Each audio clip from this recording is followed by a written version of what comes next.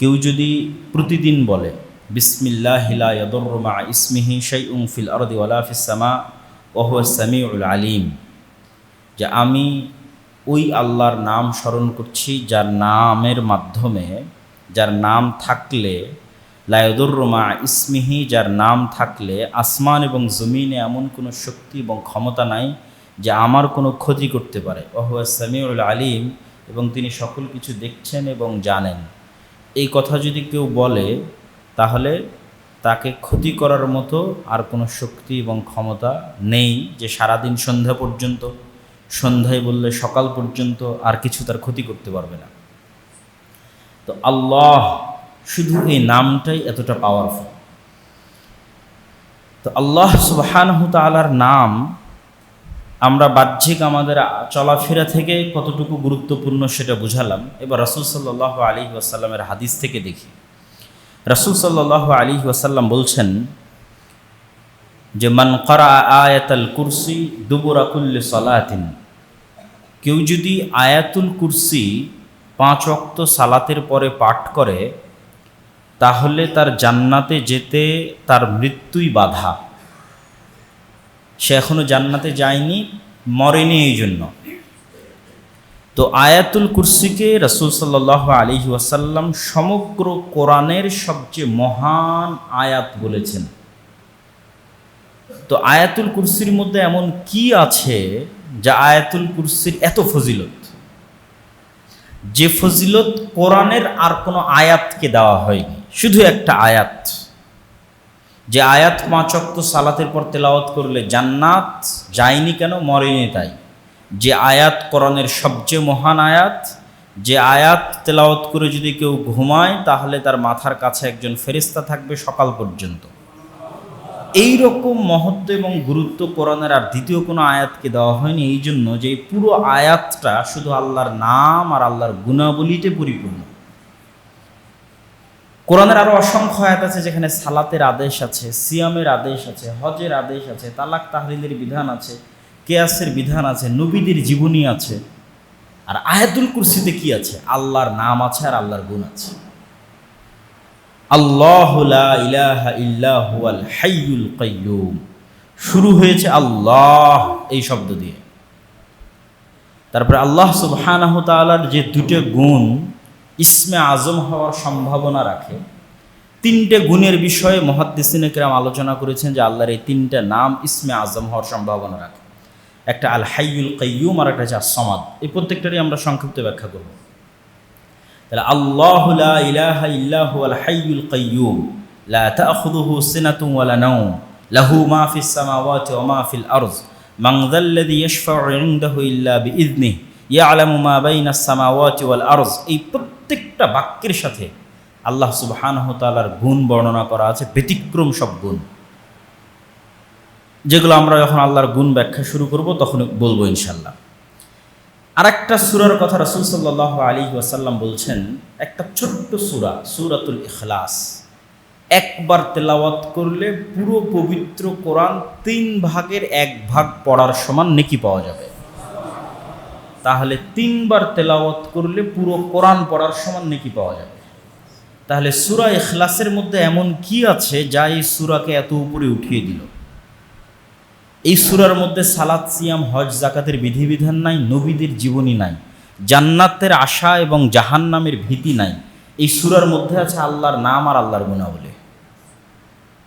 কুল হুয়াল্লাহু আহাদ আল্লাহুস সামাদ লাম ইয়ালিদ ওয়া লাম ইউলাদ ওয়া লাম ইয়াকুল লাহু কুফুয়ান আহাদ। এই প্রত্যেকটাই আল্লাহর নাম আর আল্লাহর গুণ। তা আল্লাহ সুবহানাহু তাআলার নাম এবং গুণের গুরুত্ব বোঝানোর জন্য আয়াতুল কুরসি এবং সূরা ইখলাসের ফজিলতই যথেষ্ট। যে এই আয়াতুল কুরসিকে সমগ্র কোরআনের শ্রেষ্ঠ আয়াত হয়ে গেছে, আর সূরা ইখলাস সমগ্র কোরআনের শ্রেষ্ঠ সূরার একটা হয়ে গেছে আল্লাহর নাম আর গুণাবলী থাকার কারণে। এই জন্য রাসূল সাল্লাল্লাহু আলাইহি ওয়াসাল্লাম বলছেন, ইন্না লিল্লাহি 99 আসমা, আল্লাহ সুবহানাহু তাআলার অসংখ্য অগণিত নাম রয়েছে, তার মধ্যে 99টা আল্লাহ তার রাসূলের মাধ্যমে, কোরআনের আয়াতের মাধ্যমে, হাদিসের মাধ্যমে মানুষকে জানিয়েছেন। মান আহসাহা দাখালাল জান্নাহ, কেউ যদি ৯৯টা নাম মুখস্থ করে নেয়, আয়ত্ত করে নেয়, সে জান্নাতে চলে যাবে। শুধু নামের ফজিলত, আল্লাহর শুধু নামের আমরা গুরুত্ব এবং ফজিলত বর্ণনা করছি। তো আল্লাহ সুবহানাহু ওয়া তাআলার নাম এবং গুণাবলী জানার উপকারটা আসলে কি? কেন আমাদের আল্লাহর নাম এবং গুণাবলী জানা উচিত? মহান আল্লাহ সুবহানাহু ওয়া তাআলার রুবুবিয়্যাত এবং উলুহিয়্যাত, আল্লাহ যে রব, সকল কিছুর সৃষ্টিকর্তা, লালন পালন কর্তা, আর ইলাহ, একমাত্র ইবাদতের যোগ্য, এটা মানুষ তখনই ভালোভাবে অনুভব করতে পারবে, হৃদয় দিয়ে ফিল করতে পারবে, যখন ও আল্লাহকে চিনবে, আল্লাহকে জানবে।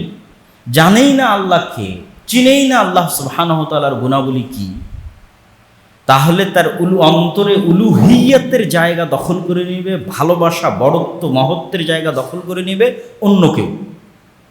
কারো কাছে সেটা ঈসা আলাইহিস সালাতু ওয়াস সালাম, কারো কাছে মা কালী, মা দুর্গা, আর কারো কাছে মেসিও হতে পারে, অস্বাভাবিক কিছু নয়। কিন্তু যখন আল্লাহ সুবহানাহু ওয়া তাআলাকে চিনবে এবং জানবে, তখনই রব এবং ইলাহ হিসেবে আল্লাহকে মানাটা তার জন্য সহজ হবে। তো আপনি একটা মানুষকে চিনবেন কি দিয়ে? তার নাম দিয়ে। একটা মানুষকে চিনবেন কি দিয়ে? আব্দুল্লাহ একজন ভালো লেখক, ভালো বক্তা, অমুক তমুক, এই মানুষের গুণ আর মানুষের নাম দিয়ে আপনি মানুষকে চিনবেন। তো আল্লাহকে চিনবেন কি দিয়ে? আল্লাহর নাম, আল্লাহর গুণ দিয়ে। তো আল্লাহ সুবহানাহু ওয়া তাআলার নাম এবং গুণাবলীর বিস্তারিত ব্যাখ্যার আগে সংক্ষিপ্ত জাস্ট আল্লাহ সুবহানাহু ওয়া তাআলার সমগ্র নাম এবং গুণের সামারি আমি একদিক থেকে আপনাদেরকে একটু পড়ে শোনাই, তারপরে আমরা আল্লাহর গুরুত্বপূর্ণ কিছু নামের ব্যাখ্যায় যাব ইনশাআল্লাহ। আল্লাহ এক ও অদ্বিতীয়, তিনি অনাদি। অনাদি মানে যার কোনো আদি নাই। অনন্ত, ইনফাইনাইট মানে যার কোনো শেষ নাই। চিরন্তন, ইটারনাল, স্থায়ী। তিনি অমুখাপেক্ষী, তথা কারো মুখাপেক্ষী তিনি নন, তার কোনো সাহায্যকারী লাগে না। তিনি সকল দুর্বলতা থেকে পবিত্র, সকল প্রয়োজন থেকে পবিত্র। দুর্বলতার মধ্যে আছে ঘুম, তন্দ্রা, ক্লান্তি, প্রয়োজনের মধ্যে আছে খাওয়া, যত ধরনের প্রয়োজন মানুষের হয়। তার সন্তান, তার পিতা নাই, এগুলোও প্রয়োজন, এগুলো থেকে পবিত্র। তার ঘুম, খাওয়া, বিশ্রাম, কোনো কিছুর প্রয়োজন হয় না। তিনি কোনো কিছুর সদৃশ নন, যে কোনো কিছুর সাথে মিলবে হুবহু, এরকম নন। তিনি সত্তাগতভাবে আসমানের উপর আরশে আজিমে সমুন্নত, তবে তার জ্ঞান এবং তার ক্ষমতা এবং তার রহমত সারা পৃথিবীর সকল সৃষ্টিজীবকে ঘিরে রেখেছে। আসমান এবং জমিনের প্রতিটি ইঞ্চিতে একমাত্র তারই একচ্ছত্র রাজত্ব ক্ষমতা বিদ্যমান। সকল সৃষ্টিজীব ইচ্ছায় অথবা অনিচ্ছায় তার অনুগত, বাধ্যগত অবস্থাতেও তার অনুগত। সকল সৃষ্টিজীব তার তাসবিহ পাঠ করে, তার দিকেই ফিরে যায়। তিনি তার সকল সৃষ্টিজীবের চেয়ে বড়, শক্তিশালী, মহান। তিনি যা ইচ্ছা তাই করতে পারেন। সকল কিছুর উপর তিনি ক্ষমতাবান। তিনি সকল কিছু জানেন, এমনকি মানুষের অন্তরের খবরও জানেন। তিনি একই সাথে তার সকল সৃষ্টিজীবের সকল কথা শোনেন এবং সকল সৃষ্টিজীবকে দেখেন। অন্ধকার রাতে কালো পাথরের উপর চলা কালো পিঁপড়াকেও তিনি দেখতে পান। তিনি সকল কিছু অত্যন্ত সুচারুরূপে পরিচালনা করেন। তার পরিচালনার নির্দিষ্ট সিস্টেম আছে, যে সিস্টেমগুলোর মূল দায়িত্ব ফেরেশতারা পালন করে। ফেরেশতারাই তার সেনাবাহিনী। তিনি সরাসরি ফেরেশতাদের সাথে কথা বলেন, নবীদের সাথেও কথা বলেন। তার চেহারার নূরের প্রভাবেই সমগ্র আসমান, জমিন, সূর্য, মহাবিশ্ব আলোকিত। তার কাজে কোনো ভুল ত্রুটি এবং কোনো কমতি নাই। তার ম্যানেজমেন্ট সিস্টেম অত্যন্ত সূক্ষ্ম। তিনি সর্বোচ্চ ন্যায়পরায়ণ এবং সর্বোচ্চ প্রজ্ঞাময়। মহান আল্লাহর সৃষ্টির ক্ষমতা আছে, এই জন্য তিনি সৃষ্টি করেন। সৃষ্টি করার জন্য তিনি তার ইচ্ছা এবং তার আদেশই যথেষ্ট কোনো কিছু সৃষ্টি করার জন্য। যেহেতু তার জ্ঞান এবং হিকমত আছে, সেহেতু তিনি ইচ্ছা করলে নির্ভুলভাবে এবং সুচারুরূপে সৃষ্টি করেন। সৃষ্টিজীব যেহেতু দুর্বল, সেহেতু সৃষ্টিজীব ভুল করতেই পারে। এই জন্য মহান আল্লাহ ক্ষমার ব্যবস্থা রেখেছেন, কেননা তিনি দয়ালু। তার দয়ার কারণেই তিনি ক্ষমাশীল। মহান আল্লাহ অজ্ঞতা বা অক্ষমতার কারণে কাউকে ক্ষমা করেন না, যে না আমাকে ধরতে পারলাম না তাই ছেড়ে দিলাম, ওকে মারতে পারলাম না তাই ছেড়ে দিলাম না, জানি না ও একটা ভুল করেছে জানি না তাই ছেড়ে দিলাম না। অজ্ঞতা এবং অক্ষমতার কখনো ছেড়ে দেন না, পূর্ণ ক্ষমতা থাকার পরেই ক্ষমা করেন। পূর্ণ ক্ষমতা আছে শাস্তি বাস্তবায়নের, কিন্তু তারপরও ক্ষমা করে দেন। এই জন্যই তিনি মহান। কল্যাণকর কাজ মহান আল্লাহর নিকটে প্রিয়, আবার সেই কল্যাণের উত্তম প্রতিদান দেওয়াও মহান আল্লাহর নিকটে প্রিয়। অকল্যাণকর কাজ মহান আল্লাহর কাছে প্রিয় নয়, তবে অকল্যাণকর কাজ কেউ করলে ওটা ক্ষমা করা মহান আল্লাহর কাছে প্রিয়। ন্যায়ের সাথে এবং হিকমতের সাথে শাস্তি বাস্তবায়ন করাও আল্লাহর কাছে প্রিয়। আল্লাহ শাস্তি বাস্তবায়ন করলে তিনি ন্যায়পরায়ণ এবং সত্যবাদী, এই কারণে শাস্তি বাস্তবায়ন করেন। কারো উপর থেকে প্রতিশোধ নেবেন এই কারণে শাস্তি বাস্তবায়ন করেন না, ন্যায় প্রতিষ্ঠা করতে গিয়ে শাস্তি বাস্তবায়ন করেন। আর শাস্তি বাস্তবায়ন না করে ক্ষমা করে দিলে উনি ক্ষমাশীল আর দয়ালু, এই কারণে ক্ষমা করে দেন। আল্লাহর প্রতিটি আদেশ কল্যাণকর, কেননা তিনি প্রজ্ঞাময়। আল্লাহর প্রতিটি প্রতিদান তার ন্যায়পরায়ণতা এবং তার দয়া। মানুষ জাহান্নামে গেলে আল্লাহর ন্যায়পরায়ণতার কারণে জাহান্নামে যাবে, আর মানুষ জান্নাতে গেলে শুধু আল্লাহর দয়ার কারণে জান্নাতে যাবে। তিনি শাস্তি প্রদান করতে পারেন, তবে শাস্তি প্রদানকারী তার নাম নয়। কেন? তিনি সবসময় শাস্তি প্রদান করেন না। কিন্তু আল্লাহর নাম দয়ালু, কেননা তিনি সবসময় দয়া করেন। শাস্তির ক্ষেত্রে তার ক্ষমতা থাকলেও তিনি সবসময় করেন না। একমাত্র যখন তার হিকমাহ এবং তার ন্যায়পরায়ণতা আহ্বান করে ন্যায় প্রতিষ্ঠার জন্য, তখন ন্যায় প্রতিষ্ঠার খাতিরে হিকমতের কারণে তিনি শাস্তি বাস্তবায়ন করেন। আর এই জন্যই তিনি হাকিম। কখন কি করতে হবে তা তিনি খুব ভালোভাবেই জানেন। আর তিনি শাস্তি প্রয়োগ করলেও হুট করে প্রয়োগ করেন না, প্রয়োগের প্রেক্ষাপট তৈরি করেন। প্রেক্ষাপটই স্বাভাবিক গতিতে সেই শাস্তির দিকে এগিয়ে নিয়ে যায়। এই জন্যই তিনি লতিফ তথা সব কিছু খুব সূক্ষ্মভাবে বাস্তবায়ন করেন। আল্লাহ সুবহানাহু তাআলার গুণগুলো প্রমাণ করে যে আল্লাহ সুবহানাহু তাআলা কখনোই অযৌক্তিক, অসামাজিক বা মানুষের জন্য ক্ষতিকর হতে পারে এরকম কোনো আদেশ তিনি প্রদান করতে পারেন না। আল্লাহ প্রত্যেক যে কাজের আদেশ করেছেন তা মানুষের জন্য কল্যাণকর, আর প্রত্যেক যে কাজ থেকে মানুষকে নিষেধ করেছেন তা মানুষের জন্য অকল্যাণকর। মহান আল্লাহর আদেশ এবং নিষেধ মানার ক্ষেত্রে আল্লাহর নিজের কোনো প্রয়োজন নাই। মানুষের অধীনস্থ কর্মচারী মানুষের কথা শুনবে, এতে মানুষের নিজের প্রয়োজন আছে। কোম্পানির ব্র্যান্ড, সুনাম, সুখ্যাতি, ইনকাম ইত্যাদির কারণেই মানুষ চায় যে তার অধীনস্থ কর্মচারী তার কথা শুনুক। কিন্তু আল্লাহর কোনো প্রয়োজন আছে, এই জন্য আল্লাহ চান যে মানুষ তার কথা শুনুক না, আল্লাহর কোনোই প্রয়োজন নাই। বরং মানুষ আল্লাহর কথা শুনতে বাধ্য মানুষের নিজের প্রয়োজনে। মানুষের নিজের কল্যাণ এবং নিজের অকল্যাণ যুক্ত আছে আল্লাহর কথা শোনা এবং না শোনাতে। আর মহান আল্লাহ সুবহানাহু তাআলার এই যে সারমর্ম এবং গুণগুলো আমরা আলোচনা করলাম, এই গুণগুলোর মধ্যে কিছু কিছু গুণের আমরা ব্যাখ্যা করব আল্লাহ সুবহানাহু তাআলার। তবে এই গুণগুলো থেকে আমাদের শিক্ষা কি? তিনটে শিক্ষা আমাদের গ্রহণ করতে হবে। গুণগুলোর ব্যাখ্যা করার আগেই শিক্ষাটা বলে নিই।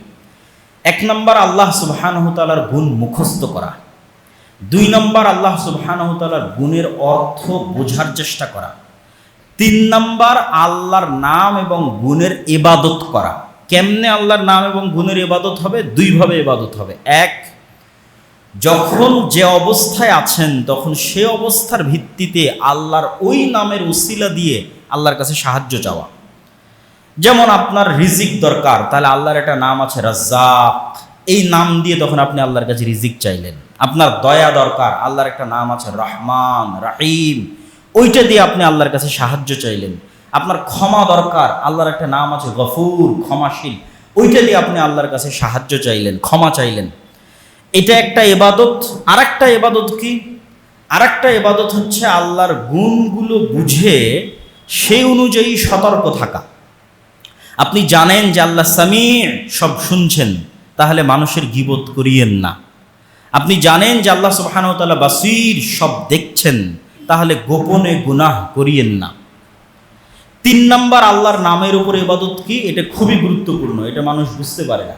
এই এখন যেটা বলবো সেটা হচ্ছে আল্লাহর রঙে রঙিন হওয়া, সিবগাতাল্লাহ, আল্লাহর রঙে রঙিন হওয়া। কার আচার ব্যবহার, স্বভাব চরিত্র আপনার মধ্যে থাকবে, কার স্টাইল, কার ধরন, কার গুণ আপনার মধ্যে থাকবে। আল্লাহর গুণ, আল্লাহর ধরন, আল্লাহর স্বভাব, আল্লাহর চরিত্রের বহিঃপ্রকাশ আপনার মধ্যে থাকলে আল্লাহর ওই গুণের বহিঃপ্রকাশ আপনার উপর বেশি ঘটবে। উদাহরণ দিয়ে বলি, আপনি আল্লাহকে বলছেন, হে আল্লাহ আপনি আমাকে ক্ষমা করে দেন, কিন্তু আপনি আপনার কাজের লোককে কোনোদিন ক্ষমা করেন না। আপনার কোম্পানিতে কেউ ভুল করলে ক্ষমা করেন না, আপনার বাড়ির স্ত্রী ভুল করলে ক্ষমা করেন না, আপনার ভাই ভুল করলে ক্ষমা করেন না, কিন্তু আল্লাহর কাছে চাচ্ছেন যেন আল্লাহ আপনাকে ক্ষমা করে দেয়। তাহলে দুটো বিপরীত হয়ে গেল। তো আল্লাহর রঙে রঙিন হতে হবে। যেহেতু আল্লাহ ক্ষমাশীল আর আপনি আল্লাহর কাছে ক্ষমা চান, তাহলে শুরু আপনি করেন। আপনি আগে মানুষকে ক্ষমা করেন। আপনি মানুষকে যত বেশি ক্ষমা করবেন, আল্লাহ আপনাকে তত বেশি ক্ষমা করবে অটোমেটিক। এবার আর চাইতে হবে না। আপনি যখন মানুষকে ক্ষমা করছেন অটোমেটিক, তখন না চেয়েও আপনি ক্ষমা পেয়ে যেতে পারেন। কেন? আল্লাহর ওই গুণের বহিঃপ্রকাশ আপনার মধ্যে ঘটেছে। এবার আল্লাহ তার ওই গুণের বহিঃপ্রকাশ আপনার উপরে ঘটাবে। একটা হাদিস, রাসূল সাল্লাল্লাহু আলাইহি ওয়াসাল্লাম বলেছেন, ইরহামু মান ফিল আরদি ইয়ারহামুকুম মান ফিস সামা। তোমরা আল্লাহর কাছে দয়া চাও, তাহলে আগে তুমি দয়া করা শুরু করো। তোমার আশেপাশে পশু প্রাণী, জীব জন্তু, জানোয়ার, মানুষ, অসহায়, দরিদ্র, তাদের উপর আগে তুমি দয়া করো, আল্লাহ অটোমেটিক তোমার উপর দয়া করবে। তাহলে আল্লাহর নামের এবং গুণের বহিঃপ্রকাশ নিজের মধ্যে ঘটান। যেমন আল্লাহ সুবহানাহু ওয়া তাআলার একটা নাম হচ্ছে তিনি সবুর, হালিম, ধৈর্যশীল।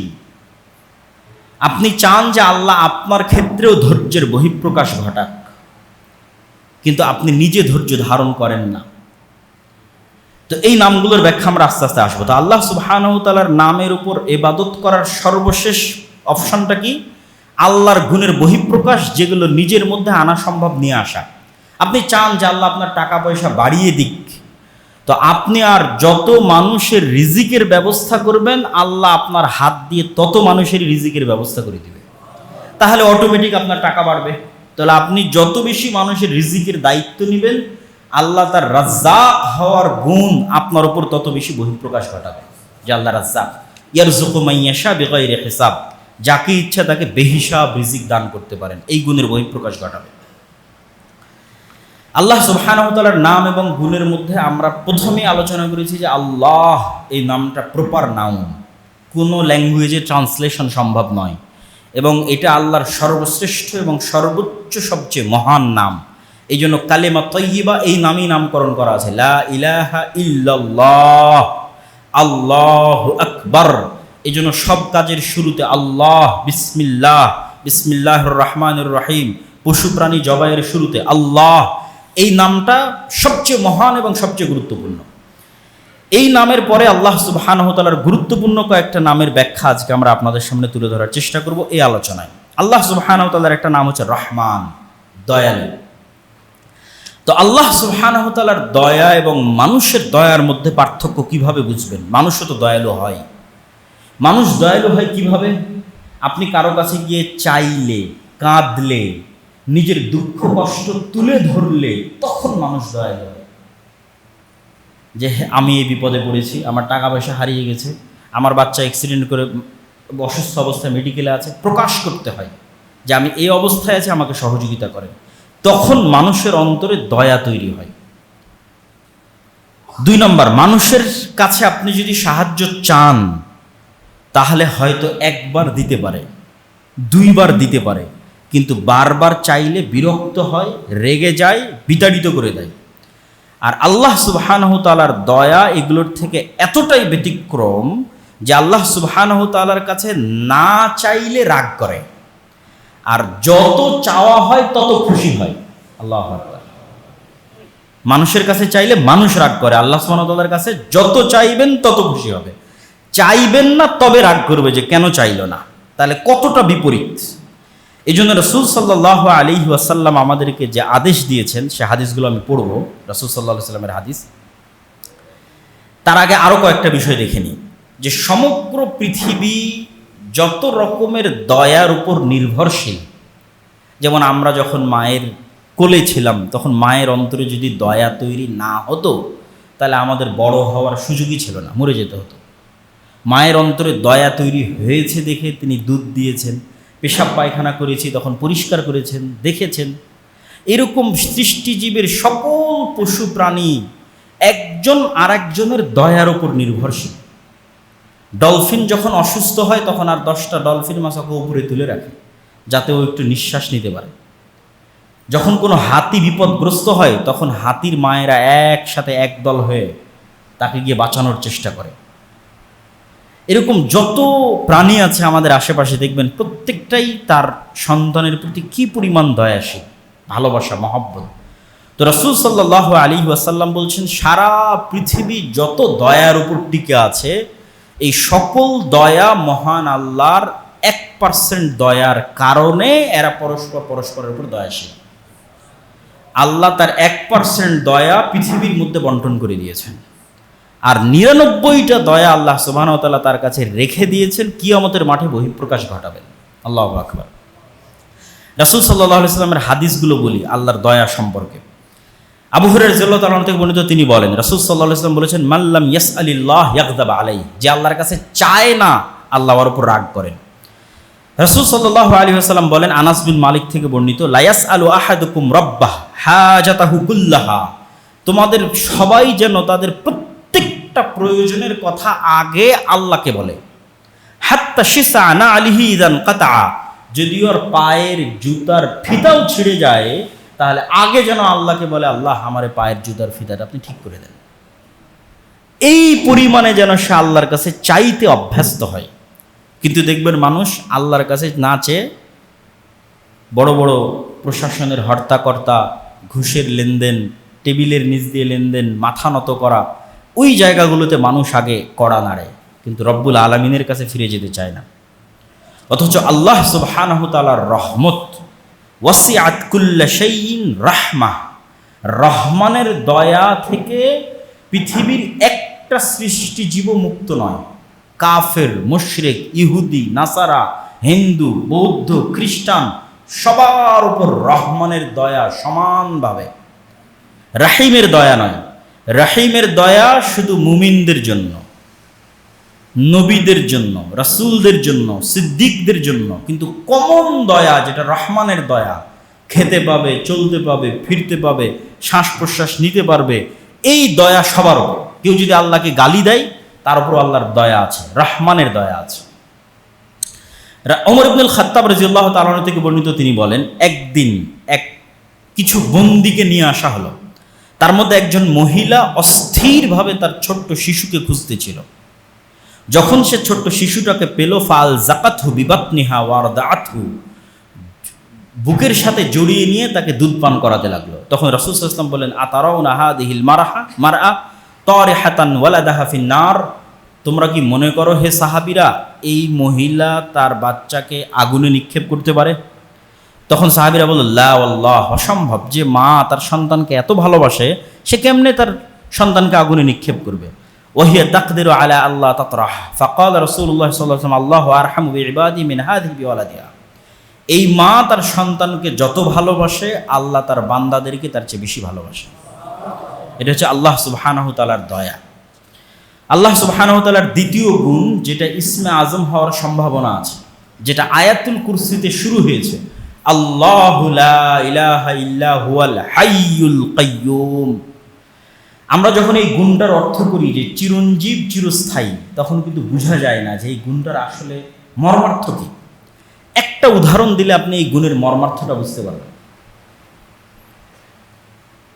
মনে করেন বাবা বৃদ্ধ, বয়স্ক, কিন্তু তারপরেও কাজবাজ করতে পারে, ইনকাম করতে পারে, টাকা নিয়ে আসতে পারে। তো এরকম সময়ে ছেলে খুব হতাশ, বাবার ছেলে খুব হতাশ, কেমনে পড়াশোনা করবে, কেমনে শিক্ষা অর্জন করবে, কেমনে বিদেশে যাবে, টাকা পয়সা কেমনে উপার্জন করবে। তখন বাবা সান্ত্বনা দিয়ে ছেলেকে বলছে, আরে বেটা, তোর বাপ এখনো বেঁচে আছে, তোর বাপ এখনো মরেনি, তোর বাপ এখনো বেঁচে আছে, তোকে কি করা লাগবে, কি খাওয়ানো লাগবে, কোথায় পাঠানো লাগবে, কি পড়ানো লাগবে, তোর বাপ বেঁচে থাকতে তুই চিন্তা করিস না। তো মানুষ যে আর এক মানুষকে চ্যালেঞ্জ দেয় যে আমি কিন্তু এখনো বেঁচে আছি, মরিনি রে, তো আল্লাহ বলছে, আল্লাহু লা ইলাহা ইল্লা হুয়াল হাইয়ুল কাইয়্যুম। মানুষ যখন চরম বিপদে, তখন যেন আর মনে থাকে যে আল্লাহ মরেনি, আল্লাহ মরে না, বেঁচে আছে, আল্লাহ হাই। এই জন্য রাসূল সাল্লাল্লাহু আলাইহি ওয়াসাল্লাম বদরের যুদ্ধে এই নামটা বারবার উচ্চারণ করছিলেন যে আল হাইয়ুল কাইয়ুম বিরহমাতিকা আস্তাগীস। আল্লাহ তো মরেনি, আল্লাহ তো মরে না, আল হাই। ওই উদাহরণের সাথে কানেক্ট করলে আপনি আল্লাহর এই নামের অর্থটা বুঝতে পারবেন।